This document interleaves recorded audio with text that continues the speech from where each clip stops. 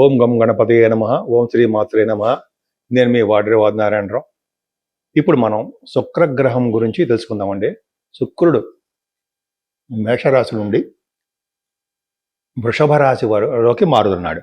అది కూడా 19th April 2026, 19 April 2026 నుండి almost 14th or 15th of మే వరకు కూడా ఆయన వృషభ రాశిలో ఉంటాడు. తన ఓన్ హౌస్లోకి రావడం వలన ఆయన ఇచ్చే ఫలితాలు ఎలా ఉంటాయి? అద్భుతంగా ఉంటాయండి. పైగా చంద్రుడు కూడా కలిసి ఉంటాడు. సరే, మన శుక్రుడు గురించి చెప్పుకున్నాం కాబట్టి ఈ రాశి అంటే ఎలా ఉంటాయి? 12 రాశుల వారికి, మేషరాశి నుండి మీనరాశి వారి వరకు కూడా శుక్రుడు ఇచ్చే ఫలితాలు ఎలా ఉన్నాయో ఇప్పుడు మనం చెప్పుకోబోతున్నాం. కర్కాటక రాశి వారికి లాభస్థానంలో 11వ భావంలో శుక్రుడు పాపి అవుతాడు. అవునా? పాపి అనే అతను ఆయన మీకు అంటే 4th house లాట్ అండ్ 11వ ఇంటి వాడు మీకు పాపి అవ్వడం వలన 11వ భావంలో ఉండడం వలన అంత మంచి యోగాన్ని మాత్రం చేయలేడండి. విద్యలో ఆటంకాలు కలిగించడము, మీ అమ్మగారికి కొద్దిగా అనారోగ్య సమస్యలు, అదే మెడిసిన్స్ వాడడము, అదే ఆవిడకి చిన్న చిన్న ప్రాబ్లమ్స్ ఉంటాయి.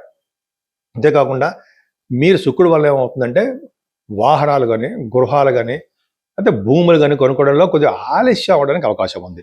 రైతులకు కూడా శుక్రుడు వలన మీకు అంత అద్భుతంగా లేడు కాబట్టి 11వ భావం ఉన్నప్పటికీ పాపి అయ్యాడు కాబట్టి చిన్న చిన్న ప్రాబ్లమ్స్ రావడానికి రైతులకు కూడా అంత అదృష్టమేమీ లేదు.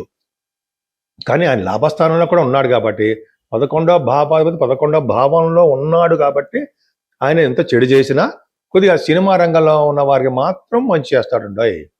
ఎందుకంటే సినిమా రంగంలో కర్కాటక రాశి వారికి సినిమా రంగంలో ఉన్నారనుకోండి, అయితే ఒక టెలివిజన్ రంగం అనుకుందాం, కళ రంగం, మంచి మంచి ప్రాఫిట్స్ వస్తాయి వాళ్ళకి, సినిమాలో అవకాశాలు వస్తాయి. అంతేకాకుండా గుర్తింపు, గౌరవము, ధనము అనుకున్న దానికంటే ఎక్కువ రావడము జరుగుతుంది. చాలా అద్భుతమైనటువంటి శుక్ర ప్రభావం చాలా బాగుంది. అంతేకాకుండా మీరు దూర ప్రాంత ప్రయాణాలు చేయడము, అమ్మవారి యొక్క దర్శనాలు కూడా ఎక్కువ చేసుకోవడము, చండీ హోమాలు కూడా చేయించుకోవడానికి అవకాశాలు మీకు అమ్మవారి యొక్క దర్శనాలు ఎక్కువ ఉంటాయండి. మీకు శుక్రుడు లాభస్థానం ఉన్నాడు కాబట్టి ఎక్కువ మీకు భగవంతుడి యొక్క దర్శనాలు, అమ్మవారి యొక్క దర్శనాలు ఎక్కువ కలుగుతాయి. సినిమా రంగంలో ఉన్న వారికి, వ్యాపార రంగంలో ఏ వ్యాపారమైనా సరే ఆ వ్యాపార రంగంలో ఉన్న వారికి కూడా ధనము వృద్ధి అవుతుంది. ఇందాక చెప్పినట్టుగా నా పేరు వాడ్రేవాది నారాయణరావు శర్మ. మీ వాడ్రేవాది నారాయణరావు వాడ్రేవ్.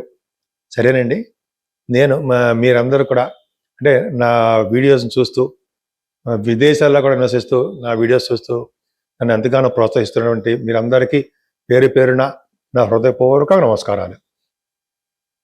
అంతే కదండి, మీరు జాతకాలు చూపించుకోవాలనుకుంటే మీరు, మీ స్నేహితులు, మీ తెలిసిన వారు ఎవరైనా చెప్పండి. వాళ్ళకి మీరు తెలుసుకోవాలనుకుంటే date of birth, time of birth, place of birth 3 ఉంటే చాలండి. ఎందుకంటే చాలా ప్రాబ్లమ్స్ ఉంటాయి కదా, అంటే పెళ్ళిళ్ళు కావట్లేదనో, జాబ్స్ రావట్లేదనో, చిల్డ్రన్ కోసమనో, ఇవన్నీ కొన్ని ప్రాబ్లమ్స్ చాలా జాతకాల్లో కనిపిస్తూ ఉంటాయి. నాకు 36 ఏళ్ళ అనుభవం ఇందులో కూడా ఉంది. 34 సంవత్సరాలు ఫైనాన్స్లో కూడా చేశాను. సరే, అది పక్క పెడదాం కండి. అకౌంట్స్ ఆఫీసర్గా, సీనియర్ అకౌంట్స్ ఆఫీసర్ సింగరేణి కాలేజ్లో చేశారు. అది పక్క పెడదామండి. సో ఈ విధంగా మనం ఉంది. మీకు ఏమాత్రం అంటే, అంతేకాకుండా మీరు ఇవన్నీ ఉంటే, ఈ డీటెయిల్స్ ఉంటే తప్పకుండా మనం పరిష్కార మార్గాలు తప్పకుండా చేద్దామండి. అంతేకాకుండా నేను ఫోన్ చేసినప్పుడు కింద స్క్రోల్ అవుతున్న ఫోన్కి మీరు ఫోన్ చేయండి. మీరు ఫోన్ చేస్తున్నప్పుడు నేను గబుక్కు నేను లిఫ్ట్ చేయలేకపోవచ్చు. షూటింగ్లో ఉండడం వలన, వేరే వాళ్ళకి జాతకాలు చెప్తూ ఉండడం వలన కొద్దిగా నేను లిఫ్ట్ చేయలేను. మా మా మిస్సెస్ చేస్తుంటుంది, లేదా మీతో మాట్లాడుతూ ఉంటాను. మీరు అదే వాట్సాప్లోనే మెసేజ్ పెట్టచ్చండి. మెసేజ్లు పెట్టడం వల్ల ఏమవుతుందంటే నేను తిరిగి మీతో కాంటాక్ట్ అయ్యి మీకు ఏమి ప్రాబ్లమ్స్ ఉన్నాయో ఇవన్నీ కూడా నేను అడుగుతాను. తప్పకుండా చెప్పుకుందాం. చాలామంది ఈ విధంగా జరిగాయండి. చాలామంది మ్యారేజ్ కాకపోతే మ్యారేజ్ అవ్వడము, ఉద్యోగాలు, మరి చాలామంది చెప్పారు వాళ్ళకి ఉద్యోగాలు రావడం. అంటే నేను గ్రేట్ పర్సనాలిటీ కాదండి, మేము ఈ జాతకాల్లో ఉన్నదే చెప్తున్నా. ఉద్యోగాలు రావడము అట్లాగా చేస్తూ ఉంటాం. అంతేకాకుండా మ్యాచ్ మేకింగ్ అంటాం కదండి, అంటే వధూవరుల జాతక పరిశీలన, అది చాలా అంశాలు పరిశీలించాలండి. అది ఊరికే చూసేసి ఏదో కుదిరిందని, లేకపోతే పాయింట్లను చూసేసి చేసేయచ్చని అలా చెప్పకూడదు ఎప్పుడు కూడా. దానికి చాలా సిస్టమ్స్ ఉన్నాయి.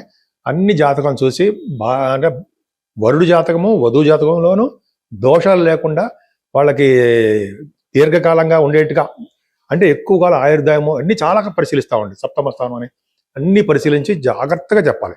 అది చూడండి, ఒక పట్టాన ముహూర్త అంటే వివాహాలు కుదరకపోతూ ఉండడం కారణం మ్యాచ్ మేచింగ్లో ప్రాబ్లమ్స్ రావడమే. భయపడతాం అవసరం లేదు, రాసిపెట్టి ఉంటాడు అక్కడ భగవంతుడు మనకి. యాక్చువల్గా అవి కూడా చూస్తామండి మనం. తర్వాత ముహూర్తాలు కూడా పెడుతుంటాను, పెళ్లి ముహూర్తాలు, గొడుగు ముహూర్తాలు, గృహప్రవేశ ముహూర్తాలు, ఇవన్నీ కూడా మన ఆది ఆస్తాల నుంచి చేస్తూ ఉంటాను నేను. ఇది సామాన్యం. ఇప్పుడు నిన్న మొన్న ఉన్నవాడిని కాదు కదండి, ఆల్మోస్ట్ 36 ఏళ్ళ నుంచి. అంటే అఫ్కోర్స్ నేను ఫైనాన్స్లో ఉన్నాను, అకౌంట్స్లో. ఈ 36 ఏళ్ళ నుంచి అనుభవం ఉంది కాబట్టి పర్వాలా, కొద్దిగా నాలెడ్జ్ ఉందని అనుకుంటాను నేను. సరే, మీకు ఏమైనా వాస్తు సంబంధించిన ప్రాబ్లమ్స్ ఉన్నా కూడా మీరు అడగచ్చండి. సపోజ్ ఉదాహరణ ఏంటంటే, మీరు మీ పేరు మీద ఏ ఫేసింగ్ కలిసి వస్తుంది? చాలామంది అంటాం కదా, నాకు తూర్పు ఫేసింగా, పడమర, ఉత్తరమా, దక్షిణమా ఫేసింగ్లు ఎలా కలిసి వస్తాయండి అని చాలామంది తెలుసు. బట్ కొంతమందికి అనుమానాలు వస్తుంటాయి. మీరు ఫోన్ చేయండి, తప్పకుండా నేను చెప్తాను. దీని గురించి ఇలా చెప్పడం వల్ల ఫీజు అవి తీసుకోను. ఏ ఫేసింగ్ ఏంటి చెప్పడం కోసం కూడా ఫీజు అనేది ఏమీ ఉండదు. సరే, అది పక్కా పెడదాం. మీకు మీ జాతకాలు చూపించుకోవాలనుకుంటే తప్పకుండా నాకు ఫోన్ చేయండి. ఇప్పుడు మనం పరిష్కార మార్గాల గురించి చెప్పుకుందామండి. శుక్రుడు ఆల్మోస్ట్ అందరికీ కూడా మంచివాడే, శుభుడు. కానీ కొన్ని లగ్నానికి మాత్రం పాపి కదండి, అవునా? ఉదాహరణకి మేష లగ్నానికి, వృశ్చిక లగ్నానికి ప్రబల పాపి అవుతాడు కదా, అవునా? అలాగే మీన లగ్నానికి కూడా పాపి అవుతాడు. కొన్ని లగ్నాలకి పాపత్వం ఉందండి. శుక్రుడు వలన పాపత్వం తగ్గాలి అంటే ఖచ్చితంగా అమ్మవారికి, కనకదుర్గ అమ్మవారికి, ఆవిడికి మనం హోమం అంటారు, చండీ హోమాలు అంటారు సరే, చండీ హోమాలు చేయించుకోవడం అమావాస్య పౌర్ణమికి. విడివిడిగా చేయించుకోవడానికి కష్టం అండి. మీ పేర్లు చేసి మీరు ఎక్కడైనా చేయించుకోవచ్చు. ఆ హోమాలు చేయించుకోవడం వలన యోగం కలుగుతుందండి. అవి చండీ హోమాలు అవన్నీ చేయించుకోవడం వల్ల మంచి మంచి యోగాలు కలుగుతూ ఉంటాయి. అంతేకాకుండా అమ్మవారిని కుంకుమ పూజతోను, అభిషేకాలతోనూ, దుర్గా సప్తశతి అని మనకి కనకదుర్గలో చేస్తుంటారు 4 o'clockకి, అది కూడా చేయించుకోవడం వలన అద్భుతమైన ఫలితాలు కలుగుతాయి. ఇంకో అద్భుతమైన పాయింట్ చదివానండి ఈ మధ్య నేను. అంటే మన గురువుగారులు చెప్పారు, తర్వాత ఇంకో చోట కూడా నేను చదివాను. ఏం పాయింట్ అంటే, మనం మళ్ళీ పుట్టాలని ఉందా? లేదు కదా, మనం మళ్ళీ జన్మ వద్దు అండి, మనకు ఏం వద్దు చాలు అని అనుకుంటాం కదా. అటువంటి వాళ్ళకి ఏంటి తెలుసా అండి, ఈ ఏప్రిల్ నెలలో వస్తుంది, అది కూడా 24th వస్తుంది. ఏంటంటే అష్టమి శుక్రవారం నాడు పుష్యమి నక్షత్రంలో అష్టమి పూట 24వ తారీఖున అష్టమి పూట ఎవరైతే శివపార్వతుల కళ్యాణం చేయించుకుంటారో, అంటే 24 శుక్రవారము అష్టమి పుష్యమి నక్షత్రం అష్టమి పూట, అంటే అష్టమి అనేది శివపార్వతులకు ఇష్టం అండి. ఆ రోజు కనుక శివపార్వతుల కళ్యాణం చేస్తారు, చాలా గుళ్ళలో చేస్తారు. చేయించుకుంటే వాళ్ళకి పునర్జన్మ ఉండదు అని నేను మా గురువుగారు చెప్పారు. నేను చాలా చోట్ల చదివాను, కావాలంటే చూపిస్తా అక్కడ పాయింట్. నేను ఎప్పుడూ నా సొంతగా అయితే నా పై ఏమో ఉండవు, ఎక్కడ ఏది ఉందో అదే మంచి జరగాలని కోరుకుంటూ ఉంటా. మీకు మీ శ్రేయస్సే మాకు కావాలి కదండి. మిమ్మల్ని ఏదో తిడుతూ ఉంటే మాకేమొస్తుంది, నాకేమొస్తుంది? కాబట్టి మీ శ్రేయస్సు మీ కోరుకున్నాం కాబట్టి 24వ తారీఖుని ఏమాత్రం మర్చిపోకండి. చేసుకోవడం వలన అద్భుతమైన ఫలితాలు ఉంటాయి. అంతేకాకుండా ఇది వైశాఖ మాసం వస్తుందండి. వైశాఖ మాసము 18వ తారీఖు వస్తుంది. ఇదంతా కూడా దానాలు చేయవలసినటువంటి మాసం ఉండవు. ఎన్ని దానాలు చేసినా మనం ముఖ్యంగా గుర్తుపెట్టుకోవాల్సినవి 4 చెంబులు. ఏంటంటే జలదానం, అంటే మనం నీరు, చల్లని నీరు, అవి మనం జనాలకి అందరికీ ఎక్కడ వీలుంటే అక్కడ మనం కుండల్లో పెట్టడము, నీరు ఇవ్వడము. నేనైతే బాటిల్స్ కొనేసి అందరికి కూల్ బాటిల్స్ పెట్టి అందరికి వెళ్ళి అందరికి ఇచ్చేసి వస్తూ ఉంటా. నేనైతే జలదానం మోస్ట్ ఇంపార్టెంట్. అది చేసుకున్న వాళ్ళు పుణ్యలోకాలకి వెళ్తారు అని ఉంది. మనము కాదు, మనము మన పెద్దలు తర్వాత వాళ్ళు పుణ్యలోకాలకు వెళ్తారు. రెండో పాయింట్, జలదానం తర్వాత గొడుగు. గొడుగు అంటే మనకు తెలుసు కదా, చామ్రదానం. చామరం కాదండి, గొడుగు దానం అంటే నీడనిచ్చేది గొడుగు. అదొకటి. చెప్పులు, పాదరక్షలు అదొకటి. విసినికర్ర. ఇవన్నీ ఖర్చులో ఉంటాయంటారా? ఏమీ మాత్రం ఉండదు, సామాన్యుడికి కూడా అందుబాటులో ఉంటాయి.